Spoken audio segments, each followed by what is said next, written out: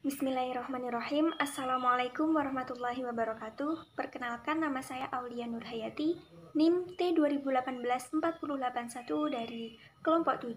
Di sini saya akan membahas mengenai tentang belajar dan permasalahan perilaku siswa guna untuk memenuhi tugas dari mata kuliah Psikologi Pendidikan dosen pengampu Bapak Hartono MPD. Simak lebih lanjut. Untuk pembahasan yang pertama, di sini ada pendekatan perilaku dan kognitif sosial dalam belajar. Untuk pendekatan perilaku dalam belajar, bahwasanya merupakan penekanan bahwa pentingnya anak-anak untuk membuat hubungan antara pengalaman dan perilakunya.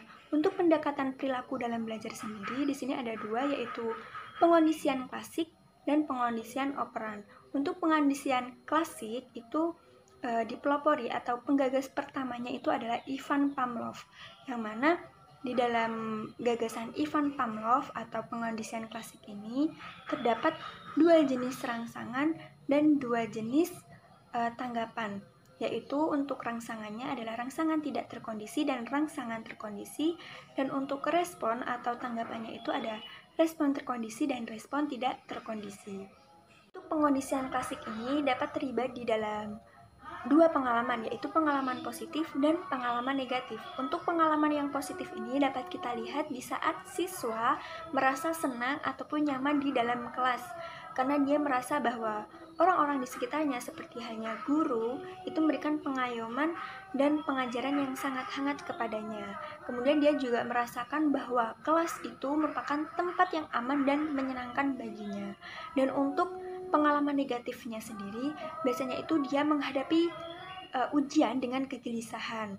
Dan sebagai contohnya itu seorang siswa yang gagal dalam ujian lalu dia menerima kritikan dari orang lain. Nah, hal ini bisa mengakibatkan kegelisahan yang lebih kepada dirinya, sehingga kegelisahan ini bisa berupa rangsangan terkondisi atau CS tadi. Dan proses-proses dalam pengondisian klasik itu juga ada tiga, yaitu generalisasi, diskriminasi, dan kepunahan. Untuk generalisasi sendiri itu merupakan kecenderungan stimulus baru yang mirip dengan stimulus yang asli, yang dikondisikan untuk menghasilkan respon yang sama. Nah, untuk contohnya bisa kita lihat di saat mahasiswa itu mendapatkan kritikan bahwa nilai dari mata kuliah matematikanya itu kurang maksimal.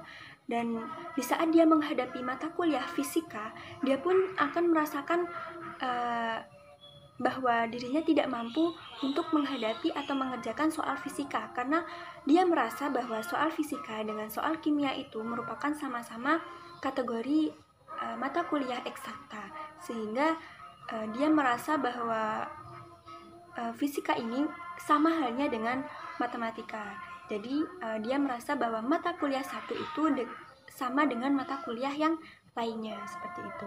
Namun untuk diskriminasi sendiri ini berbeda dengan halnya generalisasi tadi, bahwa diskriminasi ini dia merasa bahwa pelajaran satu atau mata kuliah satu itu pasti memiliki perbedaan dengan mata kuliah yang lainnya, sehingga dia memiliki kesiapan untuk menghadapi mata kuliah selain matematika tadi.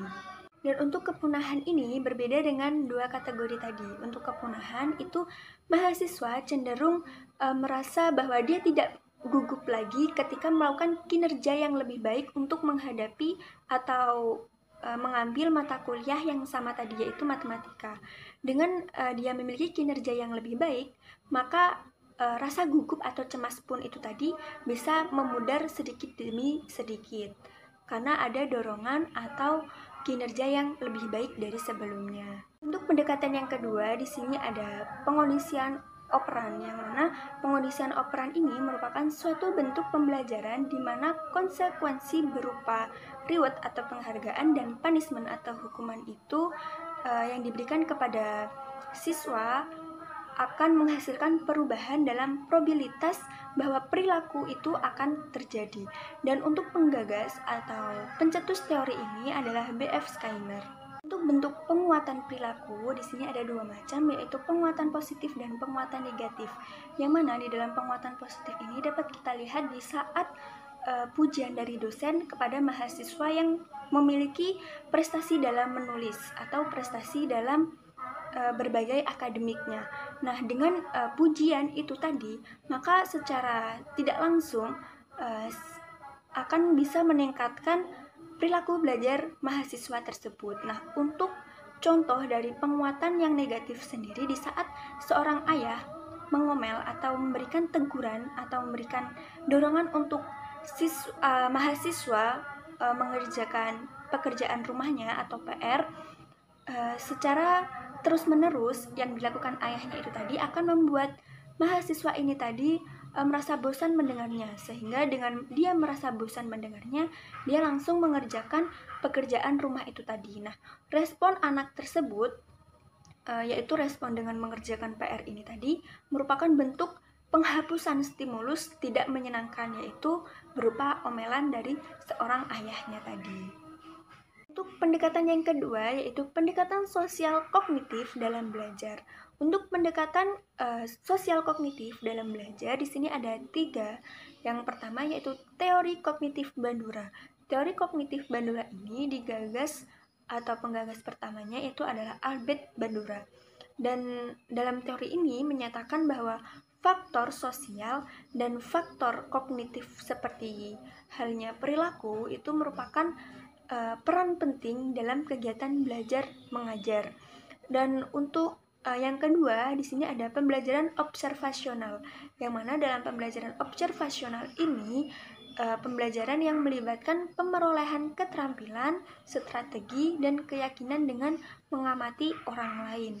Dan untuk yang ketiga, di sini ada pendekatan perilaku kognitif dan regulasi diri, yang mana di sini berupa metode instruksional diri dari teknik perilaku kognitif yang bertujuan untuk mengajarkan individu untuk memodifikasi atau mengatur perilaku mereka sendiri. Dan aspek penting dari pembelajaran pengaturan diri ini adalah memberikan siswa rasa tanggung jawab untuk kegiatan belajar mengajar yang dia lakukan. Selanjutnya yang perlu kita ketahui yaitu jenis permasalahan perilaku siswa. Dan untuk jenis permasalahan perilaku siswa yang pertama di sini ada permasalahan perilaku siswa terisolir, yang mana siswa yang terisolir ini merupakan siswa yang jarang dipilih dan sering mendapatkan penolakan dari teman atau lingkungannya. Dan salah satu penyebabnya dia ini dianggap sebagai siswa yang memiliki kemampuan daya pikir yang rendah dibandingkan dengan siswa-siswa yang lainnya.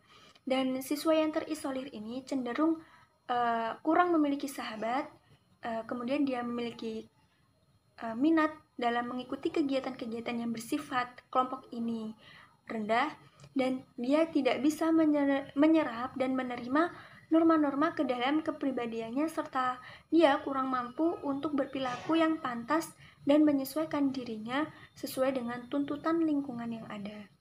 Untuk jenis permasalahan perilaku siswa yang kedua, di sini ada permasalahan perilaku siswa underachiever, yang mana underachiever ini merupakan suatu keadaan siswa yang memiliki tingkat inteligensi yang tinggi, namun di saat kita melihat dari tingkat prestasi akademiknya itu tidak sesuai dengan kapasitas kemampuan yang dimilikinya. Dan untuk ciri-ciri siswa underachiever ini diantaranya dia itu menunjukkan prestasi yang berlawanan dengan harapan atau potensi yang dimilikinya. Mereka tidak senang dengan sekolah atau gurunya, bahkan dia enggan mengerjakan tugas-tugas dan dia itu mudah terpengaruh. Bahkan untuk di saat menghadapi ujian, dia itu merasa takut dan pastinya dia memiliki prestasi yang rendah dibandingkan dengan prestasi siswa yang lainnya. Untuk jenis permasalahan perilaku siswa yang ketiga, di sini ada permasalahan perilaku siswa maladaptif, yang mana permasalahan maladaptif ini individu atau siswa itu cenderung tidak merasa aman atau sangat sukar atau sulit menyesuaikan dirinya untuk beradaptasi dengan keadaan sekitarnya. Dan untuk siswa yang memiliki permasalahan maladaptif ini, biasanya mereka itu sering mengucapkan perkataan-perkataan yang kotor, bahkan sering menyakiti temannya atau orang lain. Dan dia itu juga sering melakukan kegaduhan di dalam kelas atau sekolah, bahkan dia berani untuk merusak fasilitas yang ada di lembaga pendidikan atau sekolah. Untuk jenis permasalahan perilaku siswa yang keempat, di sini ada permasalahan perilaku siswa stres akademik. Nah, untuk permasalahan ini, untuk permasalahan stres akademik ini, biasanya siswa itu cenderung mendapatkan penekanan atau tuntutan yang banyak dari berbagai pihak. Baik itu tuntutan dari kurikulum, tuntutan dari sekolah, tuntutan dari guru, bahkan tuntutan dari orang tuanya. Sehingga hal inilah yang dapat memicu perubahan tingkah laku, kemudian perubahan atau ketegangan fisik, bahkan psikologinya, dan penurunan prestasi akademiknya, karena dia merasa bahwa banyaknya tuntutan itu yang dapat memberikan beban, yang menjadikan beban bagi dirinya, sehingga dia kurang optimal di saat melaksanakan kegiatan belajar mengajar di sekolah maupun di rumah, seperti itu. Dan itu saja dari saya, semoga bermanfaat, dan apabila ada salah kata mohon dimaafkan. Wallahul muwaffiq ila aqwamit thoriq. Wassalamualaikum warahmatullahi wabarakatuh.